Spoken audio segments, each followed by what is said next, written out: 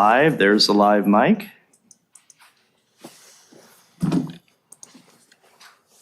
Oh, I hit the house button.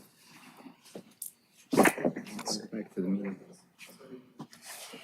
This. I guess hit PC again, maybe? No. That just turns it on. And then unless I go to redondo.org. I like how you bring your kids here. It's cute. Yeah, I mean, it just always works out. It's okay, we can work Have on them right HR around and our this time. project later together. I figured it'd be good education for them. Yeah, And gentlemen, let me know when you're ready. exactly, yeah. All my dads used to know, so. Well, good evening, ladies and gentlemen. This is the Redondo Beach Public Safety Commission meeting for July 17th, Monday night, 7 p.m., and I'd be delighted to call a roll call. Go ahead, Officer Lostrom.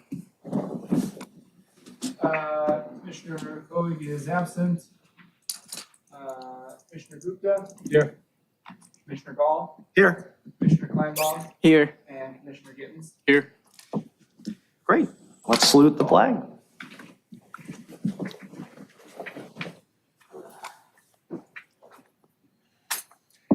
Ready? Begin. I pledge allegiance to the flag of the United States of America and to the republic for which it stands, one nation, under God, indivisible, with liberty and justice for all. Great. All right. So let's go to D, approving the order of agenda. Motion approved.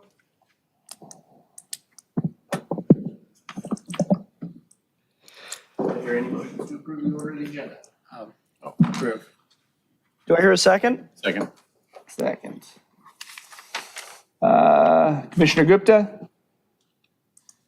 We're voting on the motion. Approve. Agree. Commissioner Gall, Yes.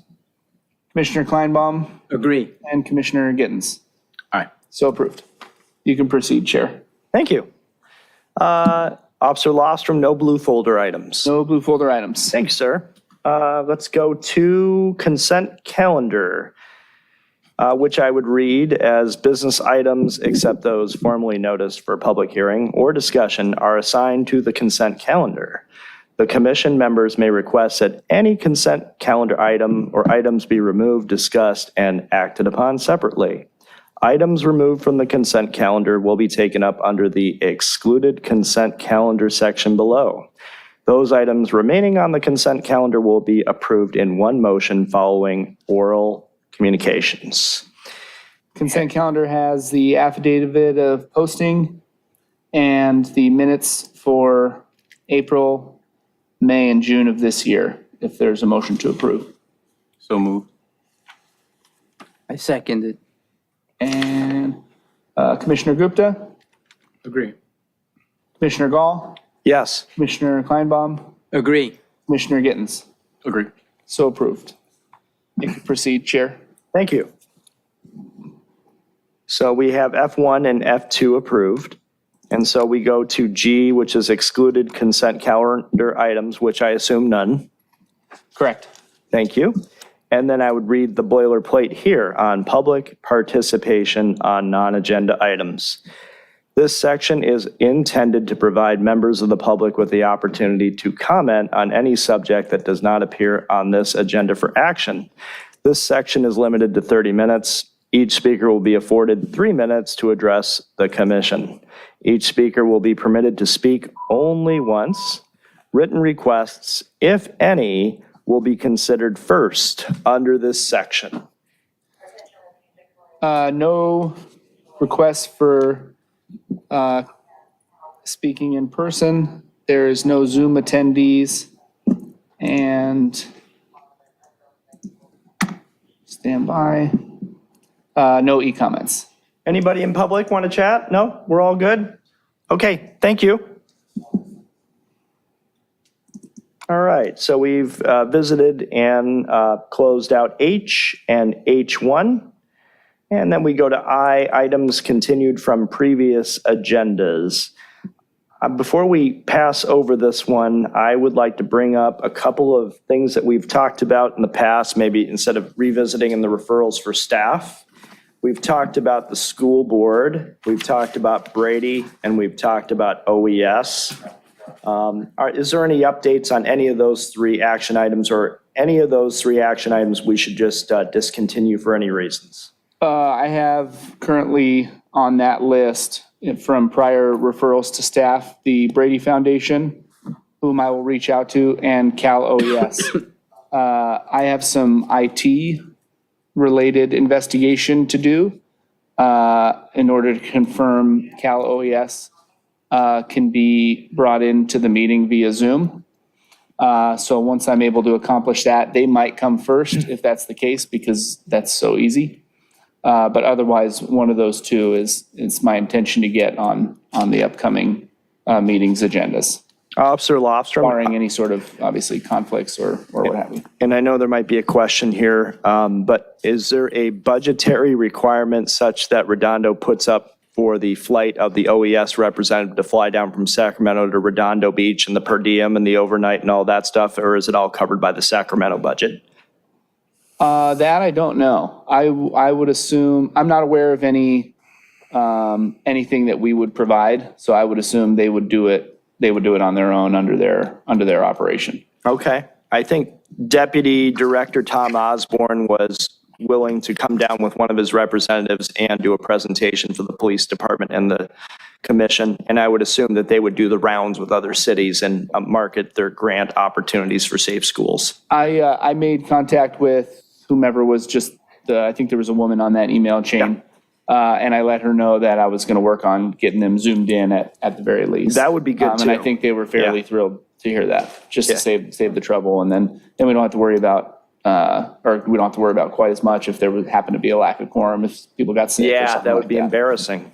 I would recommend a September Then meeting. they would just push the leave button. Yeah. It wouldn't be a super huge deal. So And then press it again when we have a quorum. again, I just have to figure out how it's well, at least for me, it's semi-complicated. So once I track down the right staff over here to walk me through it, I'll go with that option if they're available. Sounds like a good learning opportunity for all the different departments. Did you have a comment on that deliverable? Can you explain the OES? Like, I apologize, I missed the last few meetings. No, that's okay. I missed a few in historical. Cal OES was part of the school safety related inquiry we had several months ago when there was some commentary that folks were using social media to kind of drum up drama about certain issues happening at school. And Cal OES, I don't know anything about their grant, their technology for safe schools, but they had updates for us. And I've heard from the police department that we cover nearly every aspect of police department quality that OES would standardize in a local police force, that nearly everything's been covered. But because someone mentioned, I think it might have been you, or about school safety and the stuff that happens on social media, that maybe we should just have a talk either online or offline to see what we can do to improve and keep our schools and public areas safe. Did you have a response to that? Well, I mean, so is there a grant that's being done by the state for these programs? Because I was talking about specifically, having the Brady organization come and have the school district representative come and have them talk about it and present and see what the best practices are in terms of, they don't call it this anymore, but like red flag laws and. So we did make a request for the school district to come out. And again, I kind of had to separate it out just so staffing wise and timing wise. They kind of, they got a lot on their plate. So they definitely they have a school safety task force that I think regularly comes up in their school board meetings. So they did extend the invitation to any of the school board meetings that occur at the district building, I think every other Tuesday or Thursday. I'm not 100%. I think it's Tuesday. Every I other think it's Tuesday. during the day too. Yeah. And then that was kind of its own agenda, was or item at least that I was trying to arrange, and then the Brady being separate if we had someone from that organization to come out and talk about what they have going on, and then OES was its own also.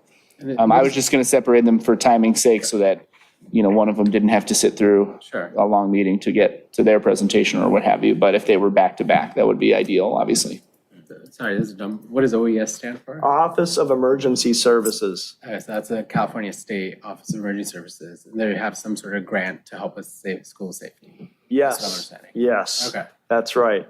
Okay. And it's always good to see what the latest grant package is. Yeah. And I imagine that there's kind of a bilateral commitment that I would love to learn more from the police or fire prosecutors department on how these grants are administered and how departments have to do audits and probably spend a lot of time, which would be pretty, audits are hard. It's a lot of work. It's a lot of resources. But I mean, you might as well use the opportunity if it's going to make your city safer and make people want to live here. So. Are you guys did you guys apply? Did the Redondo Beach Police for Fire Department apply to this? The police department takes advantage of a number of grants. I don't know specifically about any offered through there. Yeah. But, Redondo is one of the most prestigious school districts, or it's up there in the state and the nation. So I imagine they're taking advantage of everything they can. And then the way that it was spoken by one of the school district higher ups that we spoke to in coming here was, it's pretty well addressed. And I think that's why he kind of more so extended the invitation to go there as opposed to coming here would be my assumption. But I don't know exactly. But I know that Redondo Unified is definitely on top of stuff. Mm-hmm. Definitely on the up and up. I think there's an opportunity here, right? Because often, in my experience, when we have systems and people assume things, not that I'm pretty sure that everyone's trying the hardest, but I think at least something we could do, right? Just to explore what grant opportunities there are, what best practices from Brady, and then maybe once we learn that, then someone can go to the school district and see what they're doing. So I think at least it's something in our role. No, that's on the list for sure. Yeah. So. Would your Brady rep be interested in visiting with us in September? Yeah. Because August, I'm nervous about August. Just I think nervous. I'll pick that back up. So let me, I'll reply to that email chain we had. Or did they reach out to you, Officer Lostrom? My last attempt was the school district. Yeah. And I didn't quite have enough lead in time That's once okay. we heard back. Let me follow that thread up with the Brady Foundation. And let's I see if we saved can- your email though, so I have their contact info. Okay. So I usually just wait until the most lead time, which is directly after this meeting. Okay. The following day, I send the email, so I have 4 weeks of lead into Ready to get the on my next list. meeting. But Okay. if you guys prefer September, then Yeah, I'm I nervous think about that's, August. I think September's good. Somebody better be taking a vacation. And then also there's 3 openings on the commissions, or there may be up to 3. So some of those will be approved maybe for September or October. So anything productive, I'd probably aim for September and hope we have something productive in August. Yeah. But if we close that one out, then the other 2 stakeholders will probably be a little bit easier to close out. Okay. So Okay, so. no pressure. Okay. Did anyone, do we have any public comment on this? Do we need to ask for that? No. Okay, you can proceed to Jay. thank you. Let's proceed to J. J1, fire events and Chief Yang and Redondo Beach Fire Department. Welcome aboard. Commissioners, how are you doing tonight? Great to see you all as usual. I'm going to take this moment to introduce Engine 6-1 here, the crew from down south over at 401 South Broadway. They're actually on call, so we're monitoring our response right now. As we've mentioned before, recently, we wanted to bring companies out assigned to a particular apparatus. Sorry, they'll. Okay, so we'll get them up here quick. Opportunity for you to meet the individuals that are running the Code 3 runs in the city. They are on an engine company. There are different ranks. They'll come up, they'll introduce themselves, describe what their rank duties entail. And then certainly whatever questions you may have, we open the floor happily. And then I'll come in and round it out with a couple monthly details, statistics, call runs, things of that nature, okay? So this is Captain Sasante, Engineer Smith, and Firefighter Paramedic Fernandez. Welcome. Good evening, Public Safety Commission. It's good to be in front of you again. Last time we were here, we did a CPR demonstration, if you Yes. guys remember. Sorry, could you, into the mic, could you just state your name? Captain Jeremy Sasante, Redondo Beach Fire Department. I know who you are. Yeah, no worries. So it's good to be in front of you guys again. So we want to give you a deeper delve into the fire department and what we do. So you'll notice there'll be 4 primary apparatus going in through our city. You have a battalion rig, which looks like a SUV. You have a rescuer squad, which looks like a pickup truck with a box on the back. You have the big ladder truck, which nobody can miss, right? It's the tiller truck that you see driving through town. And we're on engine 6.1. It's a 2018 Pierce engine that we acquired. It has about 500 gallons of water, about 1,100 feet of attack line, 700 feet of 2.5 line, 700 feet of hydrant hose. Our primary responsibility on the fire ground is to put water on the fire. And what a lot of people don't understand, that fires are a very coordinated effort. It's almost like a football team, right? Everybody has a different job. So we'll hook up to the hydrant, we'll start pulling lines to your house, and we'll go in and make entry. And it's a coordinated effort with that ladder truck company. So the ladder truck company will go up there, they'll actually cut holes in your roof, which sounds counterproductive, but what happens is it acts like a chimney. So if we don't do that, it allows the fire and hot gas to escape so that we can make entry and find the seat of the fire. If we don't do that, the fire goes down and spreads throughout your house. So that's what we do on the engine company. We also have the responsibility of medical aids. You saw how important it was to have the personnel needed to run a full arrest. So you'll usually see the engine company along with our squad on a medical aid as well. My job as the captain, if you look at a football team, I'm like the quarterback, right? I'll call the plays, I'm on the field, and we'll make something happen. And then these are my players behind me, right? So I'm Tom Brady, that's Gronkowski, and whatever team you're a fan of. So what I'm gonna do is I'm gonna bring in Engineer Chad Smith. He's our driver, and he'll talk to you about his duties. Thank you. I'm going to talk to the mic, Tom. Yes, please. Chad Smith, engineer, chauffeur. Essentially, I make sure, get everybody to the route safely. On a fire, I have to secure the water, medical aids. I'm a paramedic along with Steve Fernandez here. Yeah. And I do all the patient documentation. Steve will do you saw us on the full arrest. Yeah. The thing we did. Somebody's always doing patient documentation. We have the laptops, or not laptops, but the iPads to do all that on electronically. While Steve's working on the patient, I'm gathering all the information. And on a fire, sometimes if he's on the truck and he has to take command, I will be in charge on the roof. As the truck engineer, you do that. The engine engineer, you're getting the water, making sure the guys inside have what they need. It's multiple level jobs. Sometimes you're in charge, sometimes it's always that guy in charge. I know that Engineer Smith, that Chief Yang told me that it's all about the team that makes the unit work well. But just for the record, do you have the top of the line software you need to get to the docs and the people receiving the patients in the quickest time possible? Or do we need an upgrade in any of the tools that you're working with? I know we have the defib technology we've talked about for a couple meetings, and that seems like it's very significantly improving the possibility to save lives. But in your world, with the patient documentation, is there any way we can make your life easier and report it up to council and staff?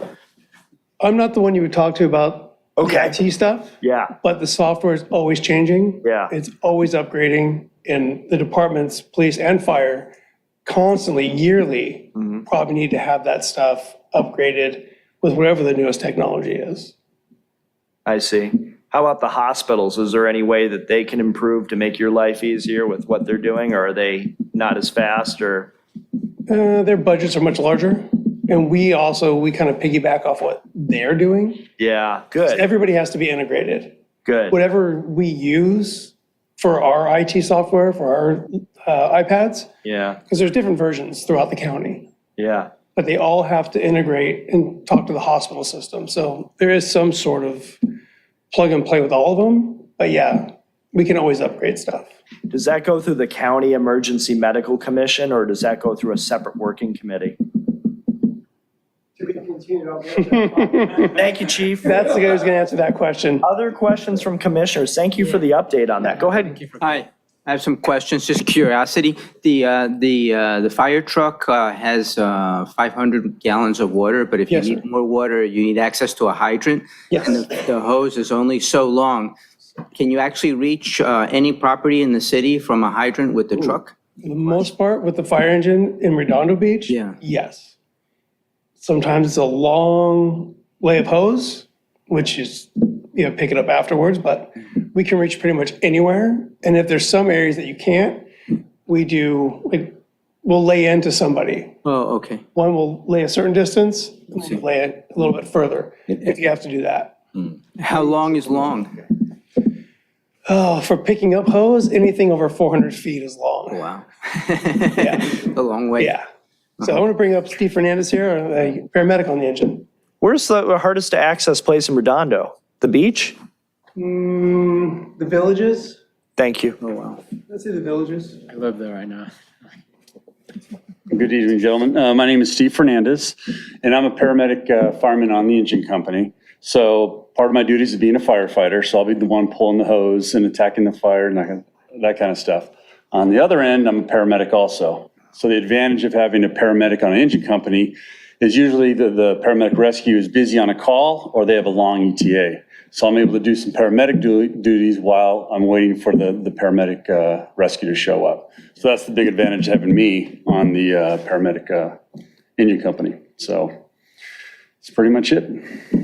Thank you. Are there any questions? On average, how many just dual paramedic firefighter roles do you typically carry within? So the majority of our paramedic, or all of our paramedics are firefighter paramedics. Okay. We have a couple ranks here. We have firefighter EMTs, which is a very small part of our rank, but most of our firefighters are paramedics. And that keeps Redondo in the high standards as far as treatment and giving our city the best service we can.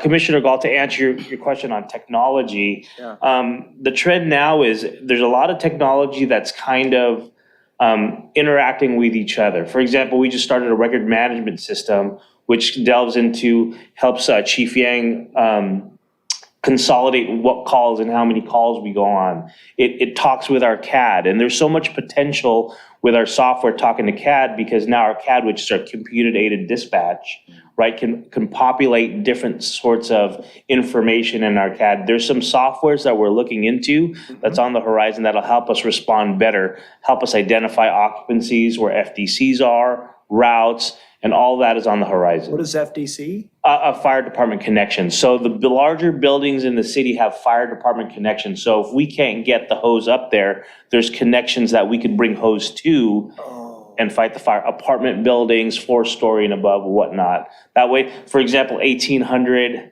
South PCH, the taxpayer where we have residential above commercial, it's a very challenging community to get water to, but they have wharf heads, so we can connect to a connection down below, and then there's places there that we can connect our hose to so we can get water. Did you say wharf head? Yeah, that's what we call it. Wharf heads are like mini hydrants in a sense, where we can pump water to them, and then we can get water to wherever we need to get it. Other questions? I have a question, interesting. You share resources with other communities. How frequently do you get calls for support outside the city limits? Quite frequently, actually, on a daily basis, either Manhattan's coming into us or we're going to Manhattan Beach. We have a master mutual aid program. So any wildfires, any medical aids that we need help with. So in the South Bay, we're not as big as LA City or LA County, right? LA City, when they get a fire, it's all LA City rigs or all LA County rigs, right? Yeah. Even when we go on strike teams, it's all LA City or LA County. We have to work with other agencies because a strike team for a wildfire consists of 5 fire engines. We don't have fire engines to Right. bring out. Right. So we'll provide one, Torrance, El Segundo, LA County, and Manhattan Beach, and we'll go as a strike team. So there's a lot of mutual aid and interagency operations going. That's quite a football team. Yeah, Other questions? awesome. Thank you, guys. We appreciate it. Thanks for I'll bring letting up us Chief know Jay. about the record management system and the wharf heads. Yep. Thanks, guys. Yeah, right on. So just to round out some of our monthly numbers, we ran 687 calls in May. We ran 695 calls in June. We're right at about 700 calls a year. We're trending to about 8,200 calls this year for the calendar year. Last year, we ran 8,000 at the turn of New Year's Eve. So our trending volume is predictably going up, as it has been for over a decade. The gentlemen that you see here, they are perpetually prepared for any all-risk response. Having fire-based EMS, meaning like on the East Coast, it's like FDNY, so they have EMS would be like a third service is kind of what it's called. So there's police, there's fire, the third service is EMS under the FDNY umbrella. Here, when you have a firefighter paramedic, that dual functionality is in that one person. There was a question earlier about how many of our members are firefighter paramedics. In a rank of 24 people for firefighter paramedics, that's the nucleus of that EMS response team. We divided up into 8 paramedics per day on the rescues, engine, truck, and squad in the harbor. That being said, we have several out-of-rank medic licensed individuals in the captain and engineer rank, in the chief's rank, like, for example, myself. Yeah. So the rank of 24 is a rostered number, but beyond that, there are far more paramedics in this city serving the community in the dual function EMS fire-based specialty. Relative to your questions about technology, it is amazing how technology is moving into the contemporary fire service. All of us are more senior members, and the way we kind of gauge that is when we came on the calls and came on the scene to do a patient care report on a medical run was pen to paper. Now it's all digital, it's all iPads, it's all software, it's all transmission, it's all digital. So with that being said, the county is moving Los Angeles into a national reporting compliant platform, NEMSIS 3.5. And in order to do that, we have to do upgrades in the coding, in the process workflow of our software. We're also looking at maybe moving to a different vendor just to see if greater efficiencies can be found for end user, which ultimately translates to the patients that we're treating, the facilities that we're taking patients to. So that is perpetually on the move. We're about to purchase a whole inventory of new self-contained breathing apparatus. And we had a class with the vendor. There's actually electronic tracking to those packs. So we can GPS and find those individuals for firefighter safety. You can activate a personal alarm device, and that manual activation is coded out on an iPad in the battalion chief's vehicle, so we can track safety. And also, there's 30 seconds of no motion, like if a firefighter goes down, there's that self-trigger that the device will do, and then we can track when that signal goes off. It's amazing because the technology can indicate active, manual, conscious activation versus a firefighter down, motionless, potentially unconscious. So that gives us a little situational awareness to the rescue situations we're moving into. Those are just examples of how technology is being coded into everything we do for the benefit of the firefighters, and ultimately, like I said, translates into our service to the community in whatever scenario we get dispatched to. So lots going on in the fire department, and we're just talking operational things. You know, we'll bring the truck company, we'll bring the rescue, we'll bring a battalion division chief, we'll bring the squad and the boat. Those are just your complement of response resources. And then we'll also talk about moving down the line, the administrative support that you get in the city through fire prevention, plan check, community education, community engagement, outreach. It's an exciting time. We're really looking forward to opening as many new doors as possible. Is the self-check technology prompted from what happened up in Palos Verdes? And is the PV Fire Department looking at that as well? So there are ongoing NIOSH best practices elements that come into like the OSHA space for particularly hazardous industries such as ours. So certainly like those are the types of unfortunate incidents that drive the ongoing pursuit of superior technology for the purposes of safety for firefighters and what's called an IDLH, immediately dangerous to life and health environment. So when you're running 1,000 degrees over your head and you're crawling in pitch black darkness at 12 o'clock in the afternoon, those are the kinds of things that are advantageous to us. The city is very generous, the community is generous, the commission has been generous to look into supplying this fire department with the premium equipment that we use to put in service on the emergency ground.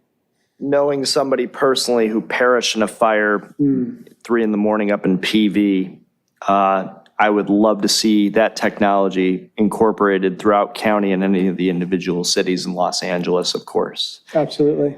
Any other questions for the chief? Curious to know about how you see and have seen technology change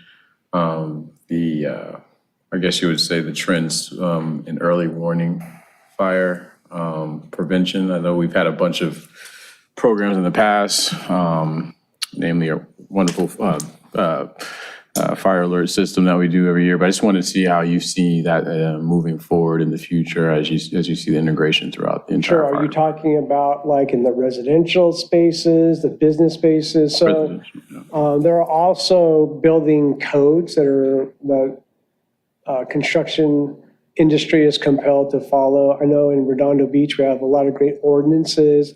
Sprinkler ordinance, for example, is unique in the sense that you're not going to find a lot of municipalities with those types of public safety ordinances for the benefit of the entire community. As far as early alarms and things of that nature, we've moved from like the battery powered every 6 months change your alarm. Now we have hardwired alarm systems in the residential and business occupancies. We have not only like local sounding alarms, which is just like at that location, but there's also remote monitored that then in turn alert the dispatch center. There's constant testing throughout the city with different companies managing and maintaining and ensuring those alarm systems that are installed through code and ordinance are up to functional performance, and we're able to ensure like those early warning elements are in place. So relative to that, when I'm talking about like fire service for the user, I realize that's kind of op-centric to what I do, but it is merely one element of what the community does in totality for the safety space for all of us. Do you have a question, Dr. Gupta? Well, You're making the move. yeah. No, I was thinking just, in the remote monitoring for the firefighters and everything, is it hard? It's just kind of curiosity, because if like a signal that someone's in trouble somewhere, because it's in a small space, in an indoor space, is it hard to GPS track in that space? Okay, so to that point, that's a great point. We are trained in line of sight training.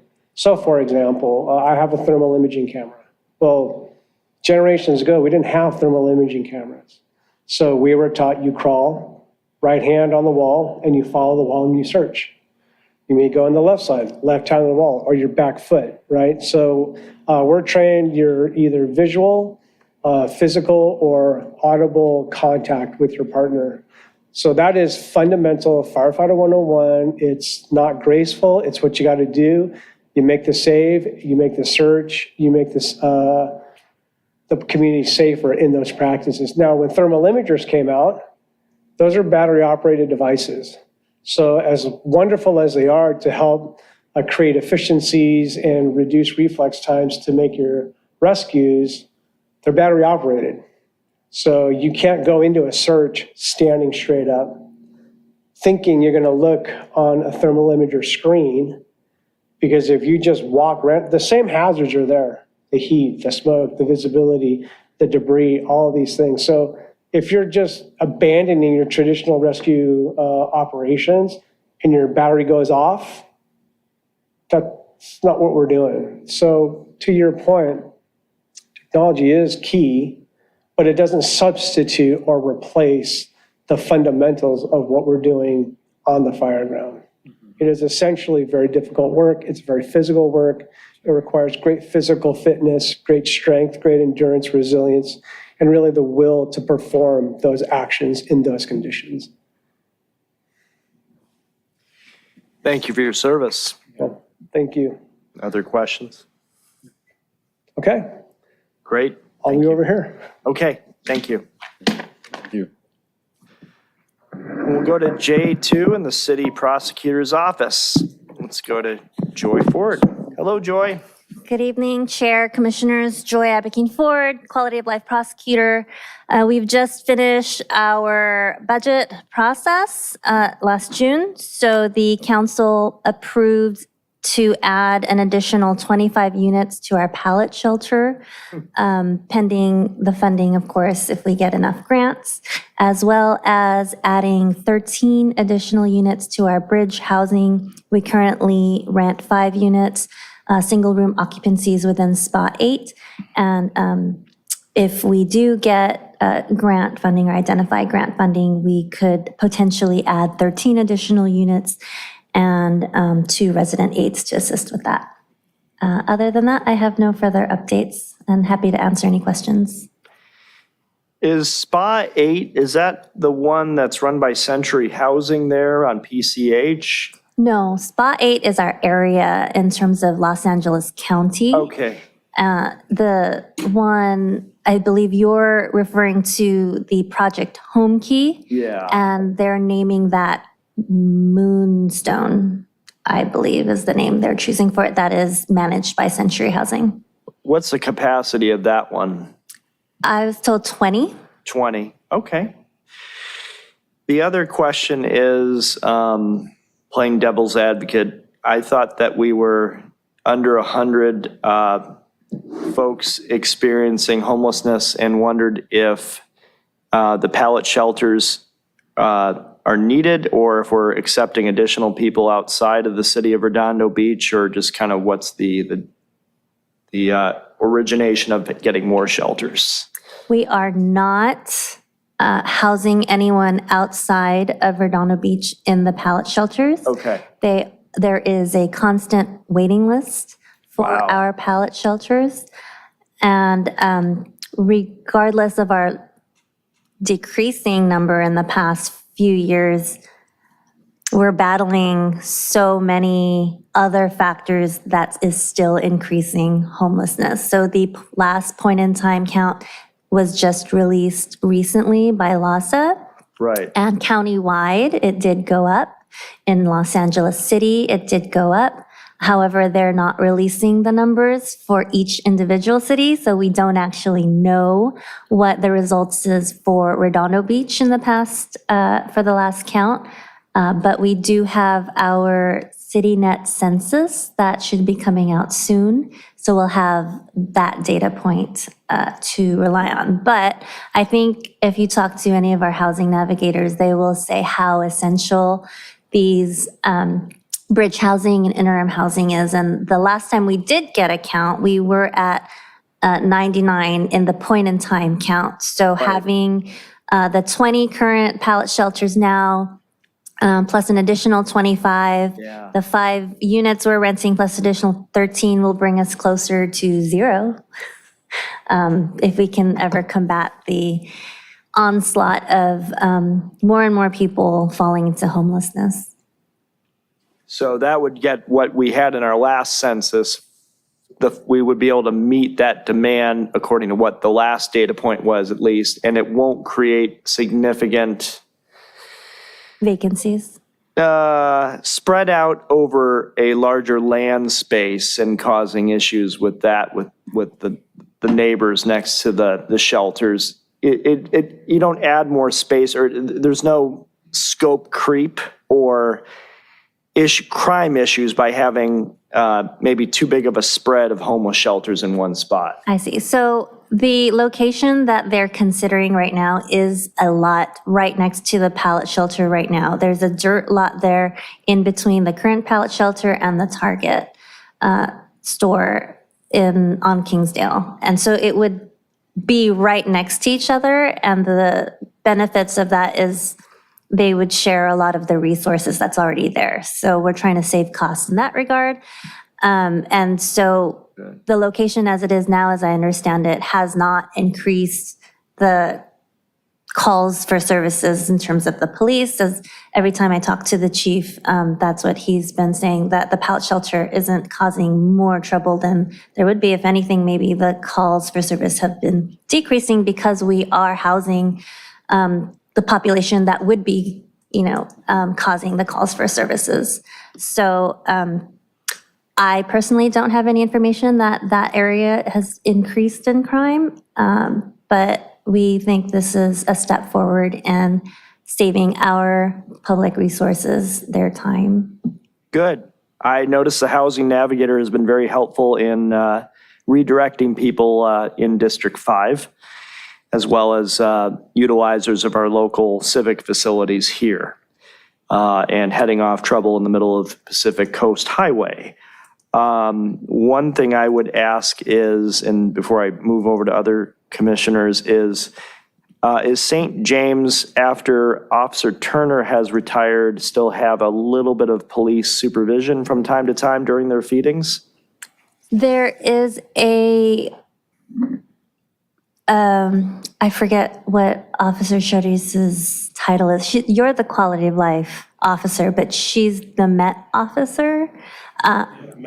Met clinician officer. So time to time, she does stop by the meal programs. Okay. And when she's available. Great.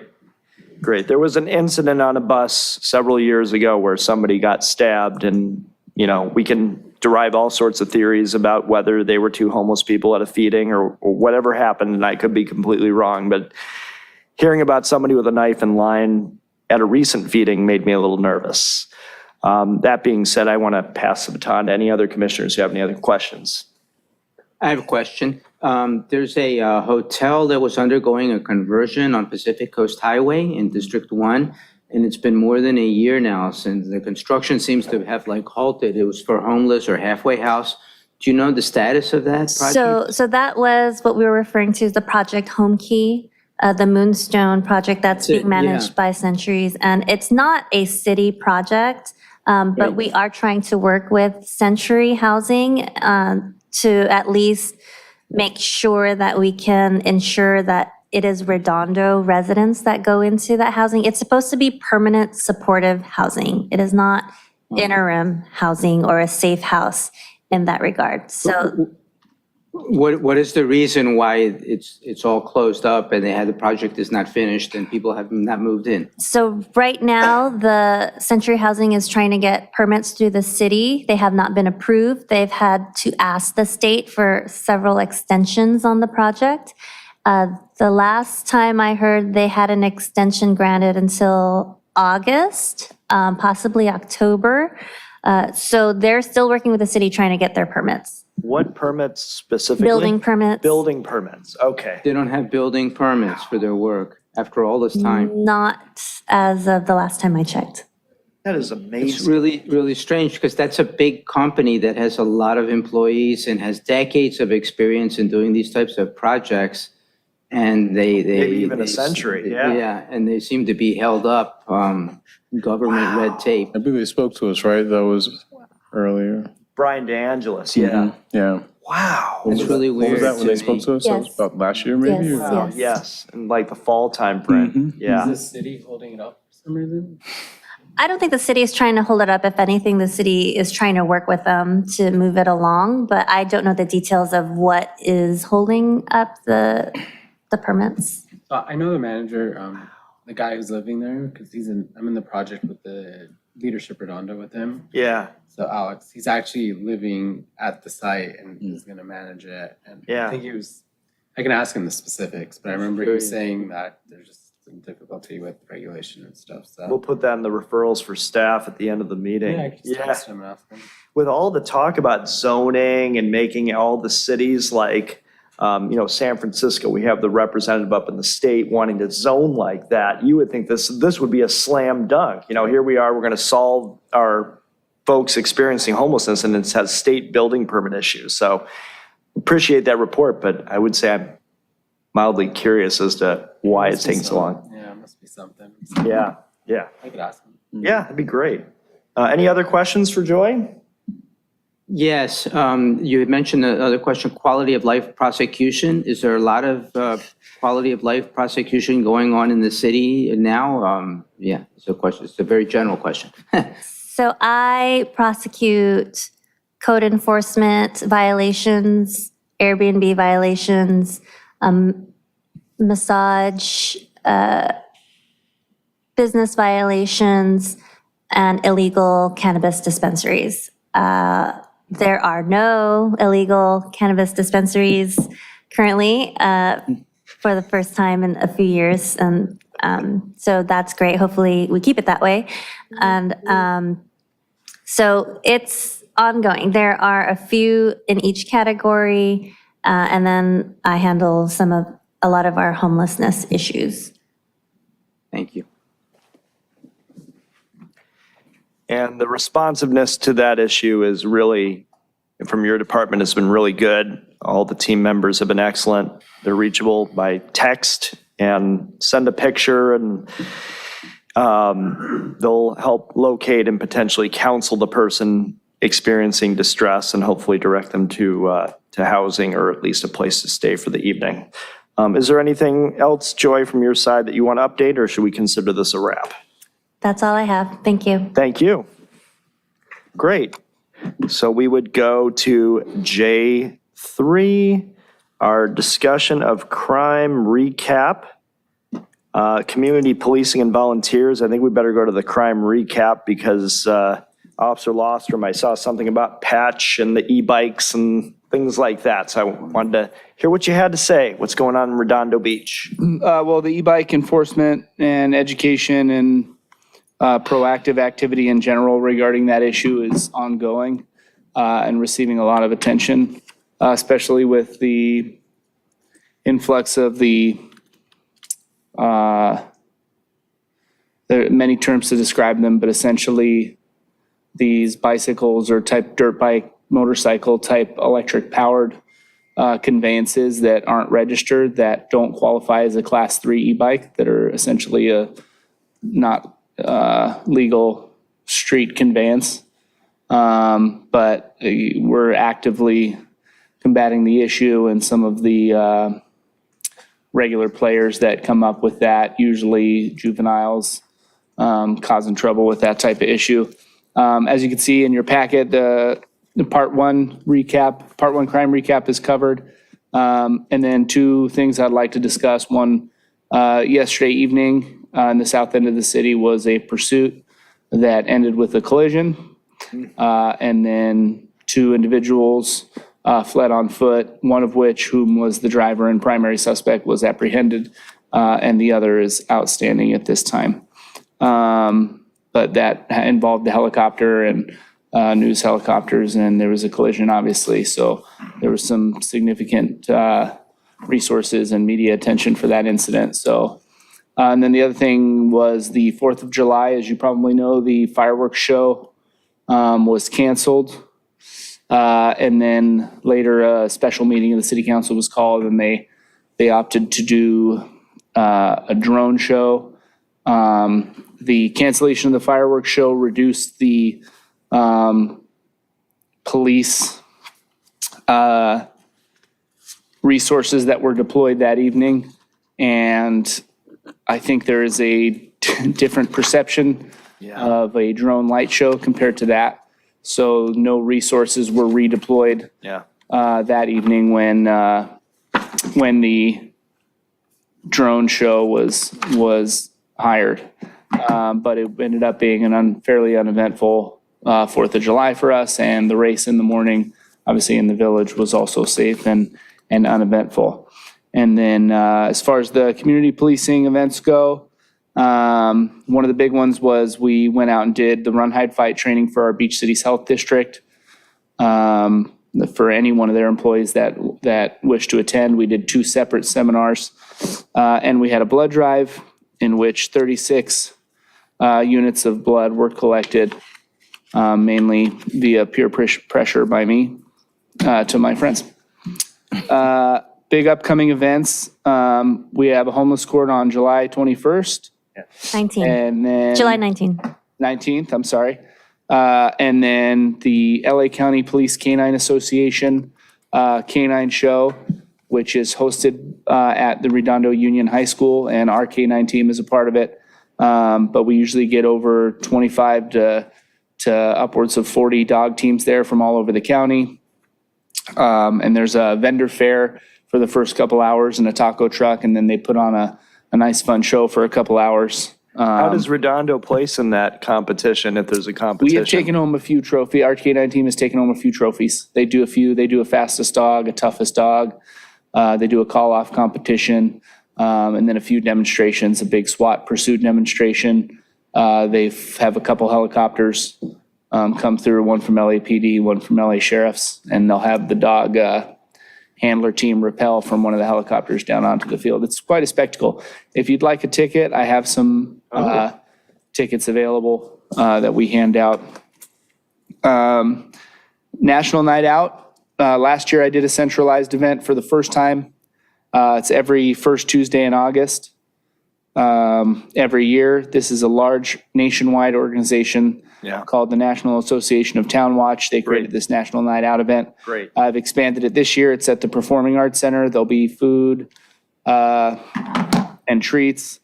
A number of outside vendors have applied to be present and exhibit themselves. And then obviously the police and fire department, mainly the police department, will be exhibiting as well. I don't just mean for to the put community 400 pounds engagement. of weight on your shoulders, sir, but in talking to NATW a few years ago, you can put a binder together with a 5-minute presentation of why you have the niftiest mid-sized city West Coast National Night Out event and maybe win an award. I don't know if I'm ready to compete yet, but I hope to eventually get there. Understood. And take over more and more of that. It's a lot of Performing Arts work. Center parking lot. Yeah.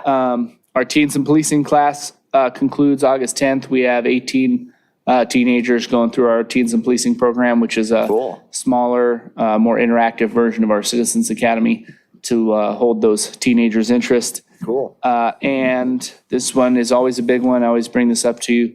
The commission, the Citizens Academy. The next class starts August 23rd. I'm accepting applications. I promise you, you will have a profound experience if you attend my Citizens Police Academy. It's about 14 Wednesdays. There is a graduation ceremony here in this room and a little bit of celebration afterward. And I'd like to leave it at that. Including non-Redondo Beach residents who are typically- peripheral. Priority is given Yeah. to the residents, but I've had enough space to accept almost the last 3 classes I've had enough space to accept almost everybody Great. that's applied. So it hasn't typically been an issue. The volunteer report in June of 2023, 282 hours of reported service, 1,827 hours of service to date.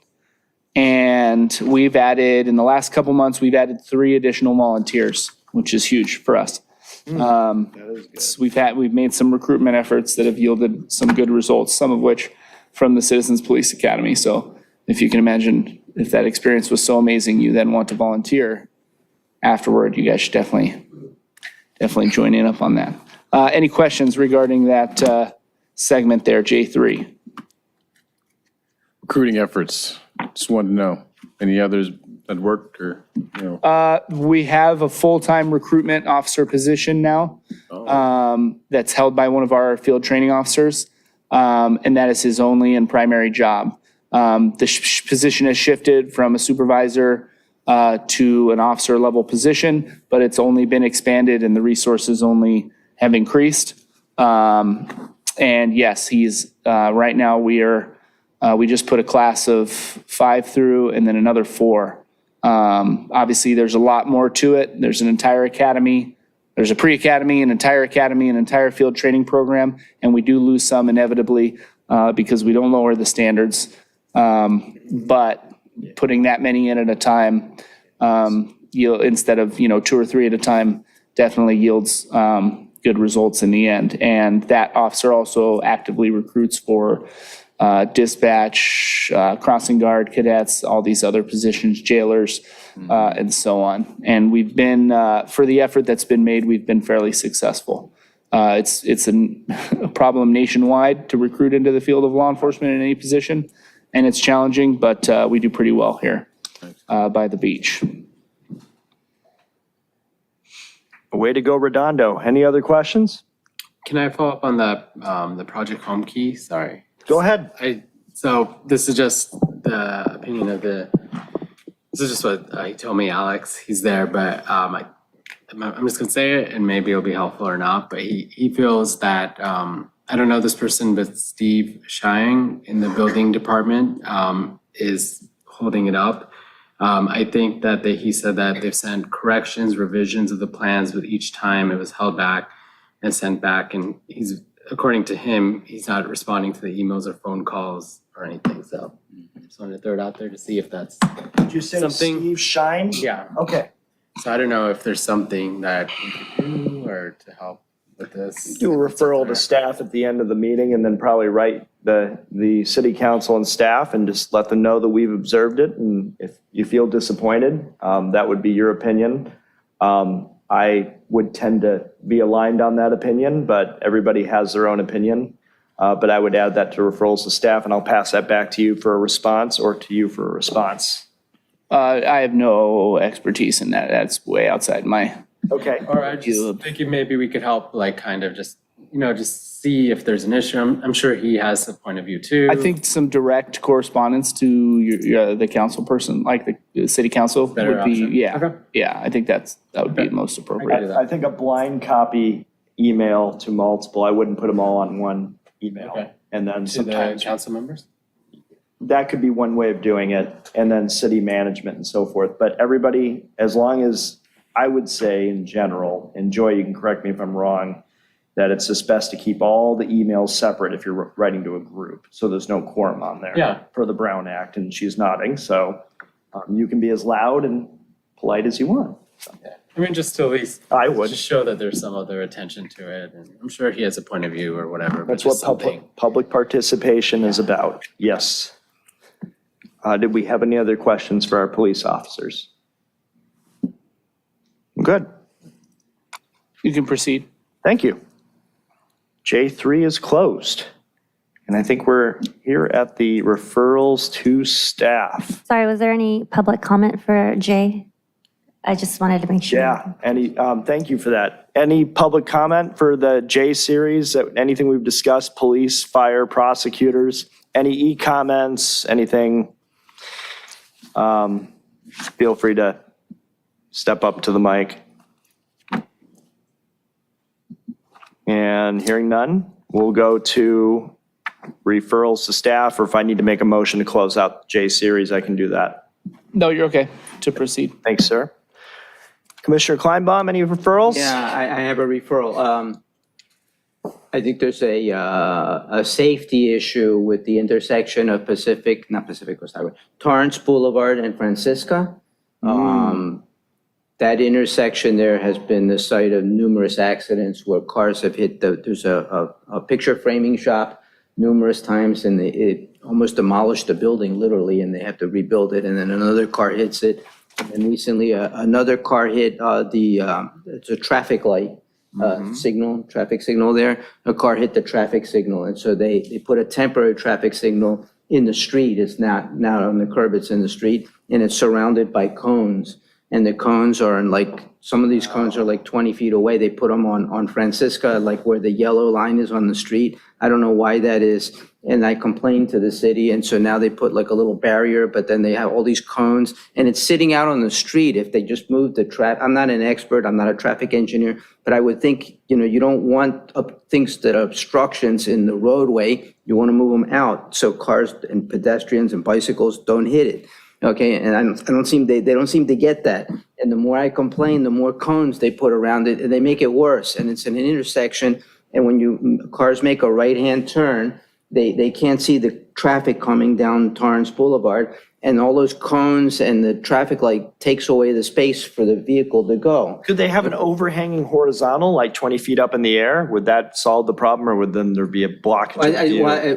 One is the temporary problem. They have a contractor, this is what I was told, that can't get to it until September to put up the permanent traffic capacity. light. So in the interim, they have this kludge thing, but I think it could be done better than what it is now. But and then I don't know what the permanent solution is, but I've lived there almost 40 years now, and I've lived through so many accidents right at that intersection. It was just a block from my house, and I think we can do better and make it safer. And so I don't know if there's a referral to staff who could do to investigate that and improve it. Probably the same email approach, or approach the mic on Tuesday and see what happens, and, Facebook, LinkedIn, Hotmail, whatever you want, Yahoo, redondo.org. But that is a noted referral to staff, and I hope somebody takes action on it. Okay. Commissioner Gupta, any additional referrals to staff? I think the other one was really good. So Commissioner Gittens? Yeah, I just want to take note, the other day I reported a sea lion beaching the other day while I was running on the beach around 7 a.m. Here on the pier. There's been a wide range of sea lions and mammal beachings due to algae bloom. That's kind of poisoning them out in the ocean. So it was something that I saw maybe while I was running in the morning. So you may see them. I don't know if the officers have gotten those, but it was a 911 call that I made to to report the incident. First one of its kind. Is pretty interesting, but How far up the beach was it? it was right near the pier, right in the corner. So that lifeguard tower in the cul-de-sac that everyone goes to. I bring it up because it's high traffic area Yeah. right now, obviously with the summer in full swing. And they're now, if something like that occurs, there's going to be an immediate barricade of some sort erected. You may see it if you're down there on the pier. So just, Have you written to beaches and harbors to let them know about that as well? it was just more so a phone call now, but wanted to follow up with this group first before did anything further, make sure the team here knew, and that, it may be a safety issue as we go along in the summer to protect our wildlife, which is a part of the city as well. Protect the wildlife and protect the kids or people that are near the sea lions. That's tough. Any referrals to staff? I would just say that any progress that we make with Brady, the school board or school district, and OES, Zoom or in person, we should do it in September. We should have an easy breezy August meeting, see if anything's underway with that. But I would definitely, thank you for bringing up the e-bike issue. And I was looking at what the city might be doing to increase the fines or fees for people who are involved in this area. I know there's been both near misses or collisions and things like that, and also the robberies at gunpoint that I was seeing on Patch, and I thought that was kind of strange if I read that correctly. But I think probably the referrals to staff was the traffic light, the approval process, and the sea lion. So I wish everybody a wonderful evening. If there's nothing else, I will adjourn this meeting for the Redondo Beach Public Safety Commission at 8:03 p.m. Motion adjourned? So adjourned. Good. Thanks. Have a good evening. Thanks, everyone. Thank you, guys.